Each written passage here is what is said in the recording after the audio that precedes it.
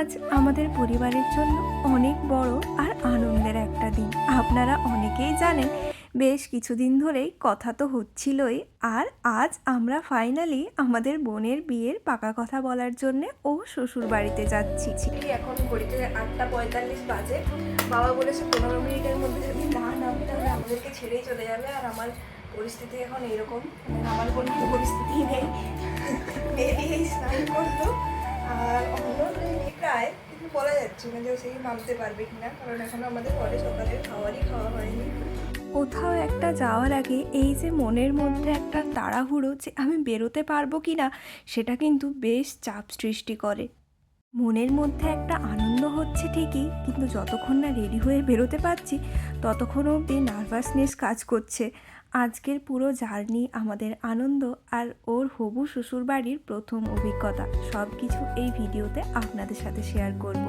ভিডিওটা একদম শেষ পর্যন্ত দেখবেন কিন্তু। আর দেরি না করে চলুন বের হওয়া যাক। আমি তো রেডি হয়ে গিয়েছি আর মেরি এখনো রেডি হচ্ছে। রেডি হয়ে গেছি, এরকম একটা শাড়ি পরেছি সবুজ আর বেগুনি টাইপের।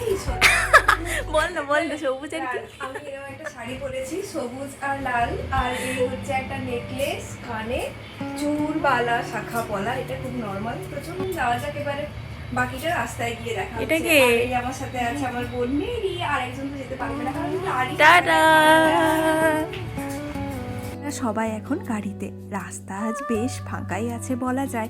গাড়ির ভেতরটা যদি আপনাদের দেখাই, এই দেখুন আমরা সবাই রেডি আজকে নতুন কুটুমবাড়ি যাওয়ার জন্যে। সারাটা রাস্তা কত হাজার রকমের যে গল্প হচ্ছে তার আর শেষ নেই। বিয়ে বাড়ি কবে হবে, কখন হবে, কিভাবে হবে, কি প্রিপারেশন, কত রকমের সে গল্প। এই সব করতে করতে না আমি ঘুমিয়েও পড়েছিলাম। প্রায় 3 ঘন্টা দূরের রাস্তা, মোটামুটি 1-1.5 ঘন্টা মতো আমরা সবাই ভীষণ চুটিয়ে গল্প করেছি। তারপরে রেস্ট নিয়ে নিলাম, আর কিছুক্ষণ পরেই আমরা পৌঁছে যাব। যাতে আমাদের জার্নিটা বোর না হয়, অন্য আবার ওইদিকে গান চালিয়েছে। আর 1/2 ঘন্টা মতনই রাস্তা আছে। দেখতে দেখতে আমরা অবশেষে চলেই আসলাম আমাদের গন্তব্যে। বরের বাড়ির মানুষজন সত্যি ভীষণ অমায়িক। ওনারা দরজায় দাঁড়িয়ে আমাদের খুব সুন্দর করে স্বাগত জানালেন। এত দূরে জার্নির ধকল শেষে বসতে পেরে আর এক গ্লাস ঠান্ডা ঠান্ডা শরবত খেয়ে সত্যিই শান্তি পেলাম। বাড়ির পরিবেশটা খুবই সুন্দর আর এত গোছানো, সত্যি চারিদিকটা একটা উৎসব ভাব চলে এসেছে। মনের মধ্যে আনন্দ তো আছেই। কিছুক্ষণ বসতে না বসতে আরও প্লেট ভর্তি করে মিষ্টি নিয়ে হাজির মেসোমশাই। যাই হোক, সেই সমস্ত খাওয়া দাওয়া করে আমরা সবাই এখন একটু রেস্ট নিচ্ছি, কারণ অনেকটা দূরের রাস্তা এসেছি, আরও অনেকটা দূরে যেতেও হবে। আমরা চলে এসেছি একটু রেস্ট করবার জন্যে। ওইদিকে কিন্তু বাবা, জেঠু ওরা সবাই বসেই আছে। দুই পরিবারের বড়রা মিলে বিয়ের দিন, ক্ষণ এবং বাকি সব পাকা কথা সম্পন্ন করছেন। এখানে জেঠু রেস্ট করছে আমাদের সাথে। আর আপনারা হয়তো ভাবছেন যে বর কোথায়। আমরা যখন গেছিলাম তখন আবার বরের থাকার সুযোগ হয়নি, সে হায়দ্রাবাদে থাকে আর পাকা কথার জন্য আসতে পারেনি। সে একেবারে এঙ্গেজমেন্টের সময়ে আসবে, তাই আমাদেরকে পাকা কথা সারতে হলো বর ছাড়াই। অন্যদিকে কনে কেন আসেনি, আমাদের বাড়িতে নিয়ম আছে বিয়ের আগে কনে কখনোই তার শ্বশুর বাড়িতে যায় না। বউ একেবারে নববধূর বেশে শ্বশুর বাড়িতে যাবে, সেটাই সব থেকে ভালো। তার জন্যে বর আর কনে দুজনকে ছাড়াই আমরা পাকা দেখাটা সম্পন্ন করলাম। আর এখন সবাই রেস্ট নিচ্ছি, আমিও রেস্ট নিচ্ছি। তাই ওদিকে বেরিয়ে আছে যে ভিডিও করছে সে খারাপ। কিছুক্ষণ অপেক্ষা করতে না করতেই দেখি এখানে টেবিল ভর্তি করে হরেক রকমের পদ সাজানো। দেখেই তো মন ভরে গেল। এত খাবার তো আমাদের পক্ষে খাওয়া সম্ভব নয়, তবে ওনারা যে এতটা আতিথেয়তা দিয়ে সমস্ত কিছু আয়োজন করেছেন, সত্যি এক কথায় অনবদ্য।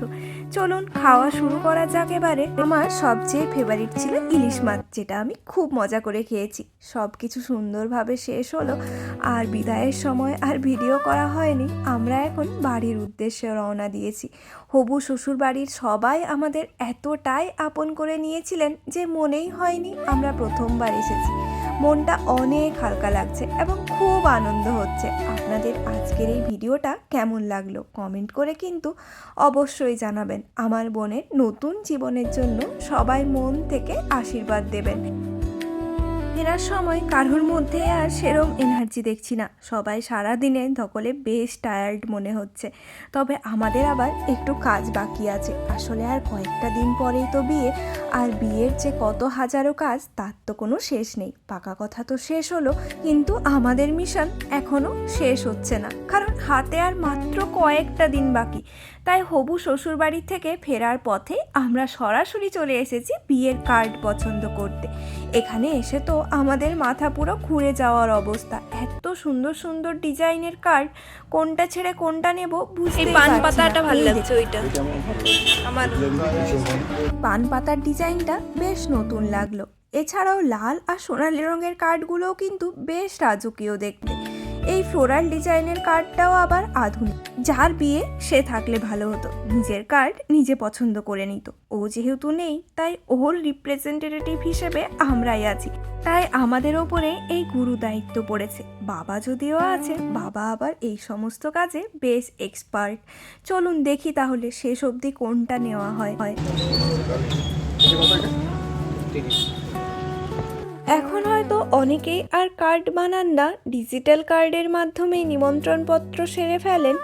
কিন্তু কার্ডের যে একটা ঐতিহ্য, আমাদের যেটা ট্র্যাডিশন, সেটাই মনে হয় বেশি বেটার। আর যদি আমরা সেগুলোকে ধরে নিয়ে বা সময়ের সাথে সাথে হারিয়ে ফেলি, তাহলে আমাদের পরবর্তী প্রজন্ম তো জানতেই পারবে না আমাদের ঐতিহ্য কোনটা ছিল।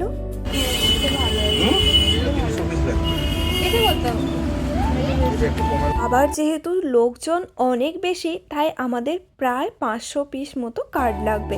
তাই উনি বলছেন কার্ড প্রিন্ট হতে প্রায় 1 মাস মতো সময় লেগে যাবে। ভাগ্যিস আগে আগে আসলাম, না হলে এতগুলো দিন তো সময়ই দিতে পারতাম না। ওই সাদাটা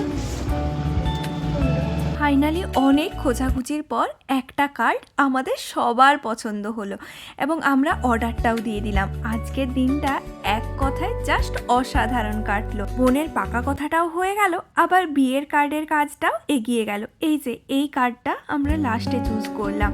সামনে বিয়ের আরও অনেক কেনাকাটা আর প্রস্তুতির ভিডিও আসতে চলেছে, সেগুলো দেখতে চাইলে এখনই চ্যানেলটি সাবস্ক্রাইব করে রাখুন। এতটা রাস্তায় এসে ভীষণ টায়ার্ড হয়ে গেছি, তবে বিয়ে বাড়ির ক্ষেত্রে তো আর টায়ার্ডনেস আসে না, সব কিছুতেই প্রচণ্ড এনার্জি থাকে।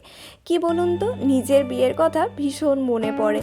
আমার যখন বিয়ে হয় আজ থেকে 2 বছর আগে, তখন না আমি নিজে কার্ড সিলেক্ট করতে আসিনি, বাবা কলকাতা গিয়েছিল আর সেখান থেকে আমাদেরকে ফটো পাঠাচ্ছিল, আর আমরা সেখান থেকে চুজ করেছিলাম একটা কার্ড। সেটি ছিল লাল কালারের। ওই যে লাল কালারের কার্ডটা ছিল আমাদের বিয়ের। একটা মজার গল্প বলি, আমার খুবই ইচ্ছে ছিল যে কার্ডটা আমি রেখে দেবো সারা জীবন, কিন্তু বিয়ে বাড়ির এত কিছুর মাঝখানে কার্ডটা না হারিয়ে ফেলেছি, ছিল না আর। একদিন হঠাৎ করে আমার শাশুড়ি মায়ের সাথে গল্প করতে করতে দেখি ওনার কাছে আমাদের বিয়ের 2 বাড়ির কার্ডই খুব সযত্নে রাখা আছে। দেখে তো মনটা এক নিমেষেই ভালো হয়ে গেল যে যাক, আমার কাছে না থাকলেও আমাদের বাড়িতে তো আছে, যখন তখন দেখতে তো পারবো। চলুন তাহলে, অনেক গল্প কথার মাঝে আমাদের আজকের 2টো কাজই খুব ভালোভাবে সম্পন্ন হয়েছে। বাবা এখন অর্ডারটা দিয়ে দিচ্ছেন, আর লেখা ওই সমস্ত কিছু পরে পাঠাবেন। নর্মালি কার্ডের যে লেখাটা হয় সেটা তো সবার ক্ষেত্রেই সেম হয়, জাস্ট নাম ঠিকানা এগুলো নতুন করে দিতে হবে।